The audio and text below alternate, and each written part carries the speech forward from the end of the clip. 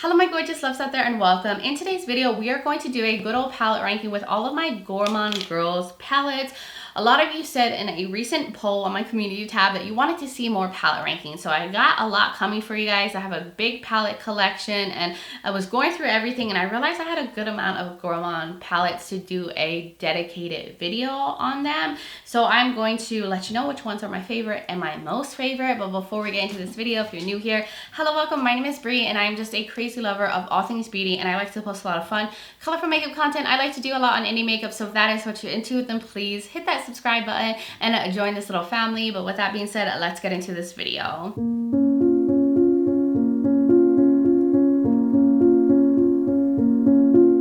I'm excited to get into my Gourmande girls palettes. I have 7 here, which I think is a pretty good amount to do a palette ranking video for. I really love Gourmande girls. I think they have a beautiful shadow formula, so I love all of these palettes. So the ranking is all based on different reasons, like the color story, versatility, how likely I am to use it, how much do I gravitate towards it. There's not really any quality issues with these palettes. Maybe one shade in one of the palettes is not my favorite in terms of the formula, but I don't think you could go wrong with any of these palettes. Just know that. I really love Gourmande girls. Now, before we get into this ranking, if you're curious about this eye look, I did film it. I think it's so gorgeous. That's why I had to film another video with this look on. But I have the Mighty Monster palette from Oudinsa. It's a collab with Annette from Annette's Makeup Corner from their round 2 for the legendary Diversa collection. So if you want to see this look in action, I'll link that video below. I'll put it up in the corner. And of course, my makeup will be linked in the description too. But now let's get into this ranking. So at the bottom of the ranking is the Secret Grove palette. I think it's a really beautiful grungy color story. It's definitely more matte heavy with 2 metallics. But the reason why I put this on the lower part of the ranking is I feel like there was a little bit of redundancy in here. I do feel like these 2 yellowy shades are very similar. One is a little bit more orangey, one's a little bit more brighter, but I feel like they kind of translate the same on the eyes. And then I felt like these 2 lighter olives look very similar on the lids as well. So I wish that some of the shades were switched out with something else to add a little bit more versatility to the palette. I also wish that there was more metallics in here because I love the metallic formula from Gourmande girls. But if you're a matte person, then you would probably appreciate more mattes in here. And if you like grungy tones like this, then you'd probably enjoy this palette. The only shade in here that I had a little trouble working with was Kinoko. It's definitely a shade you have to use first over a primer versus using it with other mattes. It doesn't lay very well over like a powdered base, but if you go in with this first, you can make it work. Just don't go in with like a light matte and then try to go in with this. You'll have some issues getting this to like really stick to the lid. So that's the only thing I noticed in terms of formula, but besides that, it's really pretty. I just don't gravitate to this one as much as the other ones that I'm going to show you. Then the next palette on the ranking, which is only lower because there's only so much you can do with this palette. I feel like the color story is more of a kind of monochromatic stain in like a certain realm, and I have to be in the mood to go in with those kind of colors. So it's the Warriors Wear Pink palette. This was a collab with Cyril Soto. All of the shades are excellent in here. I just have to be in that berry, purple, pinky mood to wear this. And I tend to always be wearing like a lot of colorful looks or going in with green a lot or blue. I mean, I do like to wear purple a lot, but overall this leans more red and pink. So maybe Valentine's Day is the time I would pull this out, or if I just want a more kind of berry look. Now I do like the metallics in here. You have some cool options. This kind of reddy copper one, this beautiful pink, this teal. You have this gorgeous shade to make as a inner corner highlight, and you have depth and mid-tones. It's just a kind of monochromatic palette in my eyes. It's definitely in a certain color family, but still very good. Then the next palette, which is also kind of limiting on the color story. You can only do so many looks with this palette, but the formula is stunning, and it's the Silent Night palette. This was their holiday release from last year, but you see like there's just very specific colors in here. You can only go either yellow, blue, or brown, or like blue and brown, yellow and brown. You know, there's only so many different looks that you could create with this. And I do feel like this palette could have been scaled down a bit and a little bit more curated in terms of the kind of color story that it is. I don't think you needed all the matte browns. I don't think you necessarily needed both matte dark blue, or maybe didn't need both of these blue metallics. They are different enough, but maybe if there was a little bit more variation between the two, like different things like that, I feel could have been taken out of the palette and made this a little bit more of a smaller one. I mean, that's just my personal opinion, but I still love all the shades and I think they're all really good.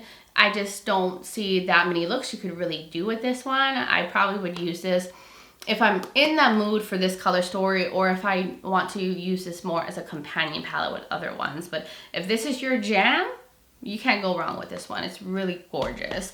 Then the next palette is kind of in the realm of the Silent Night palette. It has a very specific color story too, but it's the Nightshade palette. This was a collab with Doodles by the Bunny. I think this was the second palette they did together, but this one too, it's like you can either do purple, green, or yellow, or you know, mix them up. It's very specific with the color selection. I don't mind that at all. I mean, I love me my purples, I love me my greens, and I love these yellow pops. I just think I can't do as many different looks as I can with the other ones that I'm going to show you. That makes sense. But if you like these kind of colors, it's a really pretty one. The greens are great, the purples are great, the more smoky tones, you have an inner corner highlight, a pastel moment in here. I just like a lot of options. I like being able to do a good amount of different looks with a palette, and if I can do that, it's always going to rank higher than a palette that has a more specific color story. But this one was really good. I love Doodles by the Bunny. She makes great color stories.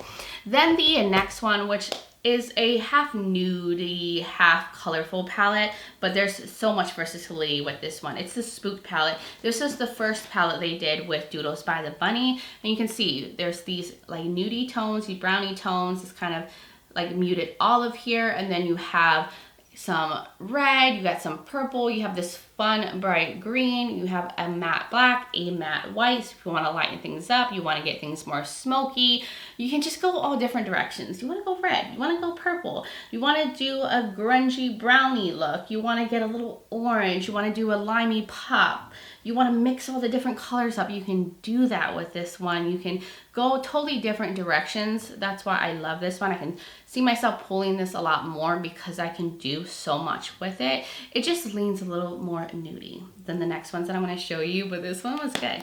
It was really, really good.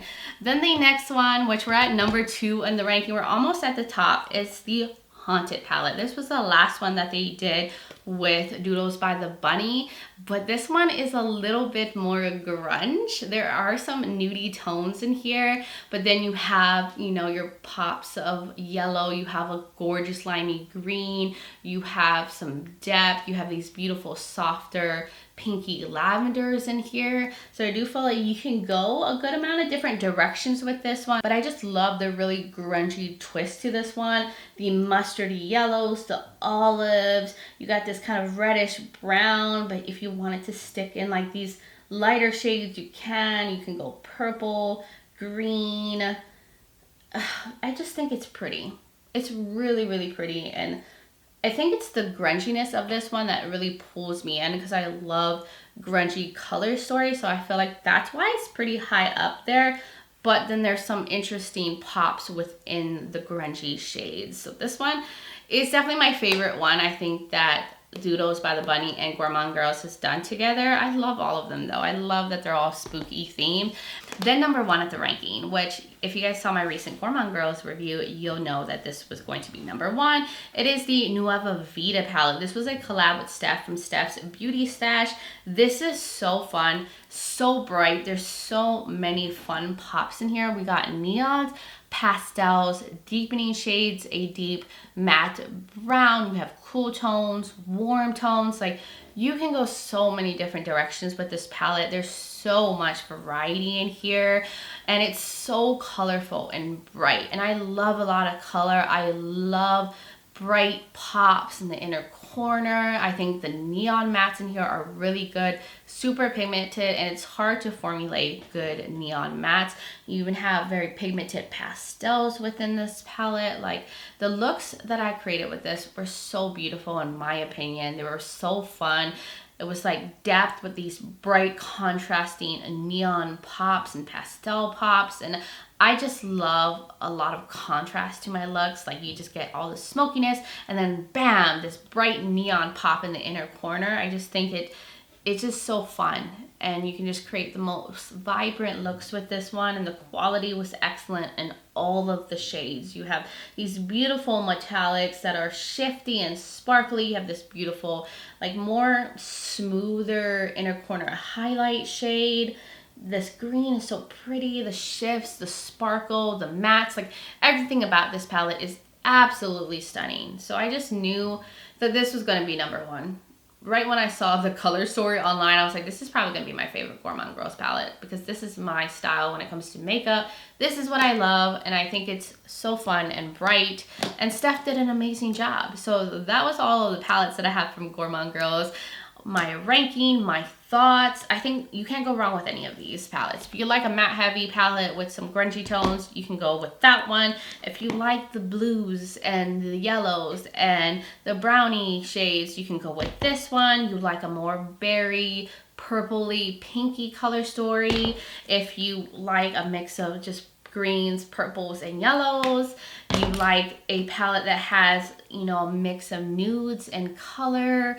If you like a little bit more of grunge with bright pops, and then if you just want to go all out bright and have a lot of smoky tones to go with the bright shades, and you like a lot of color, then you have this one.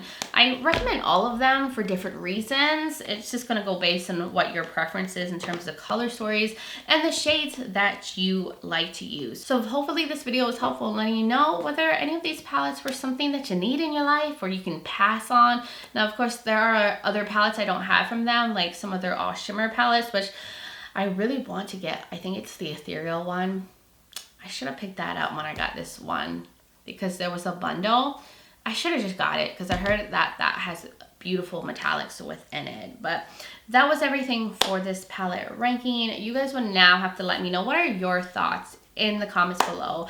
Did you agree, disagree with this ranking? What are your thoughts on Gourmande Girls? I would love to hear from all of y'all. And if you're new here, you enjoy this video, you like palette rankings, you like a lot of fun, colorful makeup content, then please hit that subscribe button and join this little family. I would love to have you here. Also, don't forget to check out the description below. I will have all the palettes linked, all the videos I did on all of these palettes in case you want to see more about them, see swatches, see looks with them, and I will have my makeup linked. Like I said, I use the Mighty Monster palette. Everything will be in the description, to my foundation, lippy, all of that good stuff. And I will have my contact and my social media platforms linked. I'm also on Instagram as Breezy Lifestyle and Breezy_beauty. So if you want to join my Instagram fam, I would really love that. But guys, thank you so much for taking the time to watch this video. Thank you to all of you who participated in my poll. It was very helpful and letting me know what you guys want to see on this channel. But I just hope all of you are doing well wherever you are in the world, and I'm just sending you guys so much light and love. But until next time, bye guys.